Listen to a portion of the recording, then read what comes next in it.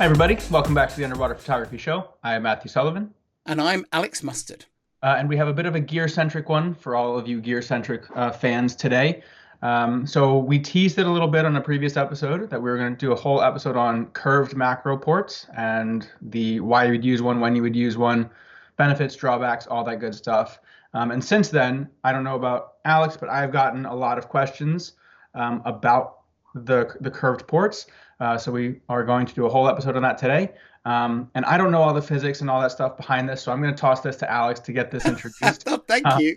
And then we'll talk about using them underwater and all that. So not only are we giving away another of my secret weapons, but I have to do all the difficult bit as well. No, I'm really happy that we're talking about this. I remember when we did that episode talking about the 5T close-up lens and how valuable I'd found that down the years. And the timing of that episode was actually after I'd shot the MFO prototype from Nauticam, and I was like expecting Nauticam to have it out and in the shops a month later. So I was kind of very happy to share the 5T story because I knew that this advantage that I'd had up my sleeve for years was about to hit the mass market in the form of the MFO. And I think it's slightly different with the curve port because these have always been out there on the market, but they've never been promoted for this purpose. And so to take a step back, most of the time in underwater photography, for wide angle, we use a domed port. And for macro, we use a flat port. And a curved port is somewhere in the middle. And quite a few manufacturers have them, but they have not made them for macro lenses. They've made them for kind of semi-wide lenses, which are too wide to use behind a flat port, but don't need a great big dome port. So they've made these small, narrow like a macro ports with a small section of dome at the front, not a full hemisphere of dome, but a small section of dome at the front. And they're usually designed for things like 20, 28 mil, 35 mil lenses on full frame in full frame camera equivalency. It occurred to me a while ago to start to use these for macro as well, for two reasons. The first is that with wider macro lenses, when you use them behind a flat port, so say the equivalent of a 60 mil or a 50 mil on full frame, a 30 mil on micro four thirds, a 40 mil on a crop sensor, APS-C size sensor camera, all of those lenses will be very sharp in the middle of the frame, but towards the edges of the frame, they get really a little bit blurry. And they suffer from a lot of chromatic aberration, which is if you have a white speck near the edge, say a piece of backscatter or a bit of dirt on the thing, you will see that white speck won't be perfectly sharp as a white speck. It'll actually have a rainbow of colours as the different wavelengths get diffracted or diffracted apart and create that chromatic aberration. And the image quality falls apart in the edges. Now, most people don't care about that. They're busy looking at the great subject in the middle of the frame. Couldn't care less what the corners look like. If they're a little bit more blurred, so be it. Who cares? Actually, a little bit more blur might not be a bad thing in the corners of the frame. But there are certain types of shooting where you really want that image quality spreading right to the corners of the frame. And this is where curve ports can be advantageous. The other big advantage that I find with them in the field is that when you use a lens behind a flat port, the angle of view is reduced by about a third, by about 30%, 33%. And so if you put the same macro lens behind a flat port and then a curved port, you almost get two macro lenses in one. It gets quite a bit wider. Now with a curved port, it doesn't get the full 33% wider because its positioning relative to that port isn't completely perfect. If you put it behind a perfect hemisphere, lined up with the nodal point of the lens, you get that full 30, a third wider view. But you get a significantly wider view. You get most of that wider view. So you get quite a different lens for without having to buy another lens. So it's quite a nice thing to travel with. So I would quite often travel in my Nikon SLR days with my 60mm macro lens and a flat port for it and a curved port for it. And I would do the same with on my Sony system, shooting either the Nikon 60mm on an adapter or the Sony 50mm, and then use a curve port on the front of those to give me that wider angular coverage and also to give me that really good sharpness right into the corners of the frame. For example, if I'm shooting a goby sitting on a piece of coral and I want the coral to be sharp right into the corners of the picture instead of just beginning to lose image quality away from the center. And you won't see this necessarily zooming in unless you kind of zoom in on the middle, see how sharp it looks, and then zoom in right on one of the corners, and you'll see that drop off in sharpness. And what the curve port gives you back is it just, for the same amount of photographic effort, you suddenly have everything nice and sharp. So that's what I would say is the main sort of physics motivations for using one. Would you agree with all that, Matt, having used one? Yes, and I would say, so real quick, and I'll get back to that. This is what my curve port looks like. So again, good friend of the show, Isaac. He spent some time building this for me. I'm actually shooting the super old Canon 50 mil macro behind this, and it is fantastic. And now I have to talk myself into using anything else for macro shooting lately. But you can see well, maybe you can't, but hopefully you can. It's a slightly curved bit of glass on the front there. Yeah. So what I did is I found an old Subal used to make those macro ports, or those curved macro ports.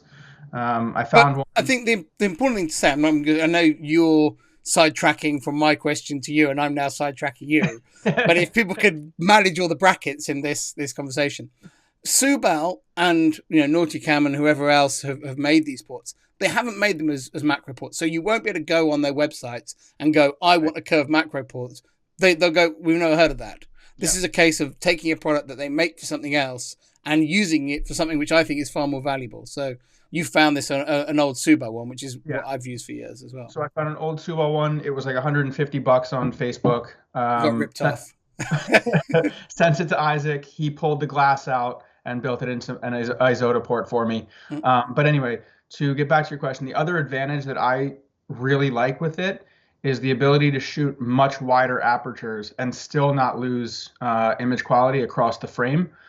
So I have some shots, which we'll toss into the video here, shot at like f3.5, f4, f5. And obviously the depth of field is narrow, but everything that's in that plane of focus is razor sharp all the way across, which I really appreciate because it allows you to do some different types of macro images, and you can keep things like ISOs lower if you're choosing to do that, and still get some nice color in the background or something like that if you choose to. And we've talked about this ad nauseum on the show. I like shooting larger subjects, so longer focal length macro lenses have less appeal to me than these shorter ones. So it was always an issue for me shooting, the 60 or 50 behind a flat port, where you lose some of that field of view and you have all the image quality issues that flat ports introduce.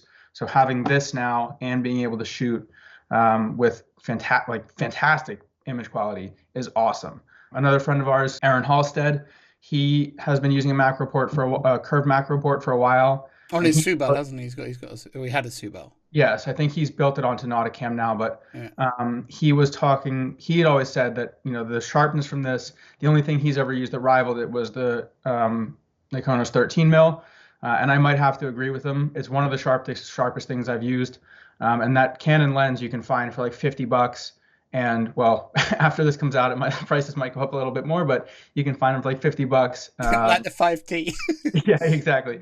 And it's really sharp. My copy isn't perfect in terms of the mating with the metabones. I think there's some sort of issue there because sometimes it's lightning quick and it's as fast as the Sony 90. And then sometimes it's really, really slow, and I haven't entirely figured out what the problem is. Good old adapters. Yeah. So, but it's a joy to use. And like I said, I've been having to force myself to shoot anything else here locally other than this 50 because I'm having so much fun with it. And especially for what I shoot, the batfish, seahorses, frogfish. It's really, really good for that. Getting that wider field of view, and it allows you to focus closer as well, which is nice. Yeah. So I use the Sony 50mm, which I think is a very good performing lens. And when you use it behind the curve port, you think it's a very, very good performing lens because the image quality is excellent. I think that I use that lens aware of the fact that the autofocus isn't the fastest. Yeah. I mean, it's glacially slow. Let's not beat around the bush about it. But I think with the sorts of subjects that you often shoot with the curve port, it actually is quite a good solution because you're tending to use that port setup more for more slow-moving static subjects. Yeah. So I actually don't mind that combination, and I prefer using the Sony 50mm to the Nikon 60mm on the Monster adapter because I just find it so unreliably in its performance. Yeah. Although it is fast focusing isn't everything in this type of photography. So Yeah. I'm fine with that. I would say that one of the main reasons for me, though, is it adds diversity to my macro portfolio.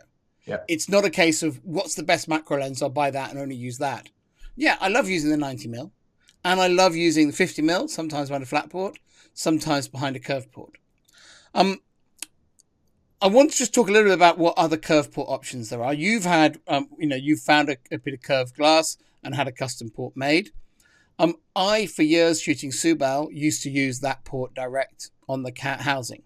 Yeah. But if you're searching for a port, particularly say an old Subal one, don't buy one with a really long barrel length on it. Subal actually made that curved port in a few different lengths. They made the best one, I think, is the short one they made for the 20mm lens. Which, I wouldn't, anyway, we're not getting into what it was originally aimed for. But the advantage of using the short one is you've then got space to put an adapter on it to fit your housing brand. And it's also good to have a few different port extensions so that you can either use it with different lenses. If you get a long one, it's, you have to, or you can move its position a little bit. The closer you put your macro lens to that curve port, the bigger magnification of the subjects you can shoot, because obviously you can get the lens that little bit closer to the subjects. But maybe the image quality isn't quite as good as when it's a little bit further back inside the port and the nodal point of the lens is closer to the hemisphere of that dome, which is obviously you can't really envisage because you're seeing such a small part of it. So it is worth, I think, getting a relatively short one and using port extensions to vary its position, both for different lenses, but also to fine-tune the effect if you're really into playing around with those things. If you know your subject on that dive is quite small, you might want to set the lens up a bit closer to the front of the curve port to get a bit more magnification, because you can get its lens just physically closer to the subject.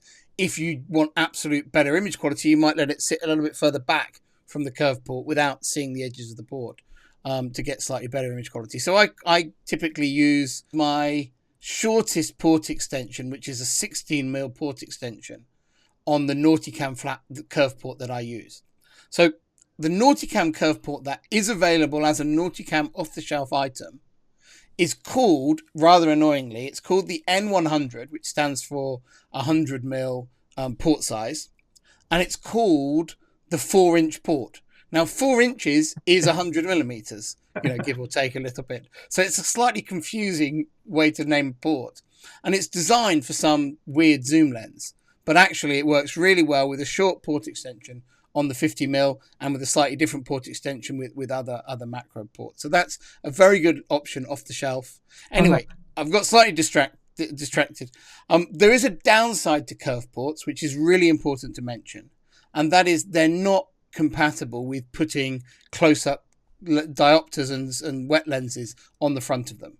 So if you want your 50mm, your 60mm to be capable of super macro and use a close-up lens like Nauticam CNC range, which a lot of people like to use with those focal length lenses, then a curve port is not good for the equation.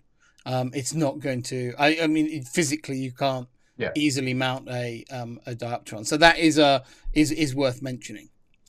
I think we should go on and talk about sort of the sorts of subjects that we might shoot with it. I mean, you mentioned a few earlier. Oh, sorry, Matt.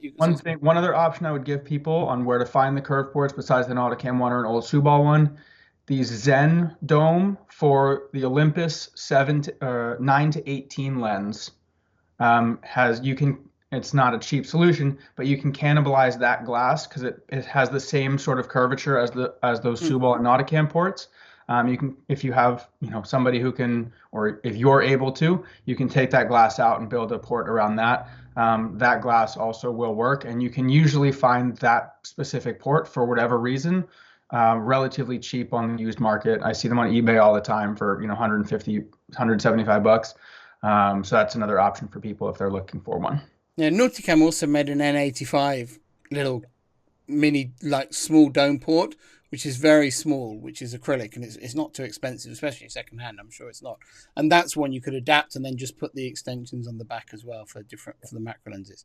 Anyway, In terms of subject matter, I think like you, I like it for shooting those larger macro subjects and putting them in their environment. And I think it just gives a view that no other macro lens does. And I don't think the pictures are that contest friendly, certainly not underwater photography contest friendly, where people want that in your face subject and black background and tightly framed.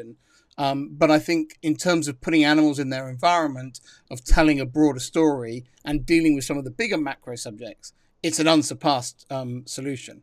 Yeah. So shooting, octopus, bigger frogfish, not necessarily giant frogfish, just like bigger sort of fish-sized frogfish, things like that, seahorses, anything that will allow you to get close. And by getting close with a wider lens, you're obviously shooting through less water. So in low visibility conditions, they're a very good macro thing. And I've shot them a lot in the UK. I've even shot 12, 13 years ago, I did the first shots of puffins underwater in the UK, and I used my 60mm with the curve port for that.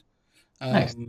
I might even be able to find some footage of me shooting it, actually, because I have got some footage somewhere of me diving with the puffins and shooting.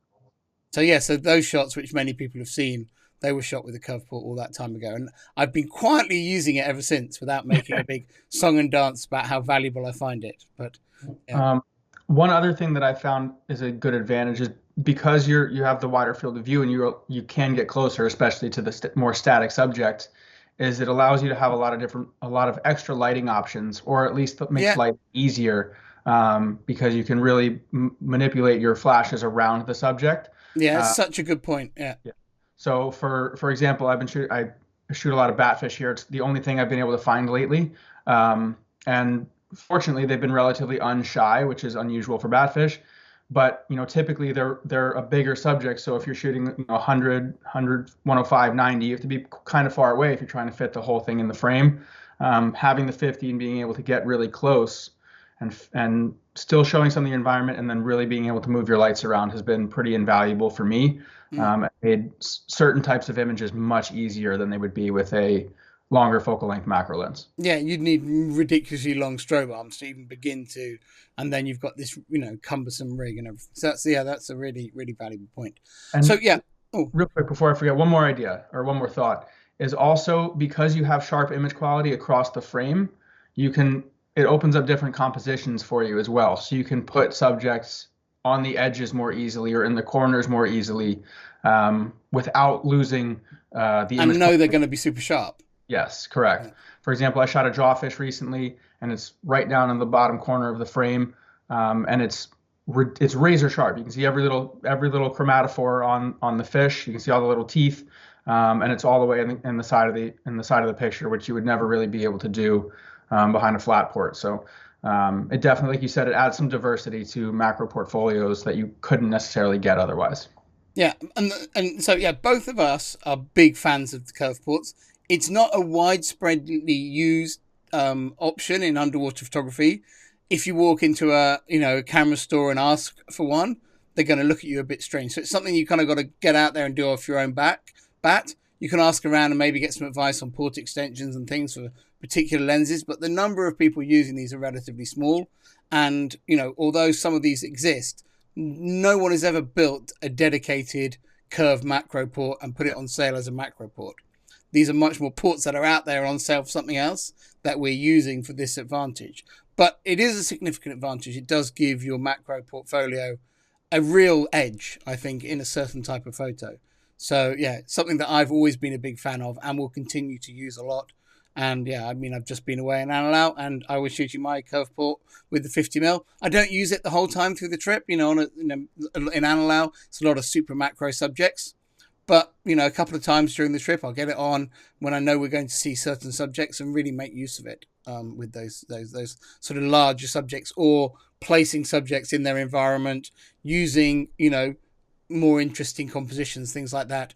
Or just for sort of simple stuff, like if you want to shoot, details of invertebrates like corals or starfish, and you want that subject matter to go across the whole frame. Again, it's a really good solution for that because your image quality goes across the whole frame. Yeah. Well, I think at least as of now, I've run out of things to say about curved ports. But hopefully everybody watching found that useful. Hopefully everybody watching who's interested can find one of these ports if they want to shoot one. and have some more fun with shooting macro. I've been finding that subjects I've shot 1,000 times are a lot more fun now because I get to shoot them in a different way. So with that, thank you guys for watching, and I appreciate you sticking with us through a very gear heavy one. And we will see you next time on the Underwater Photography Show.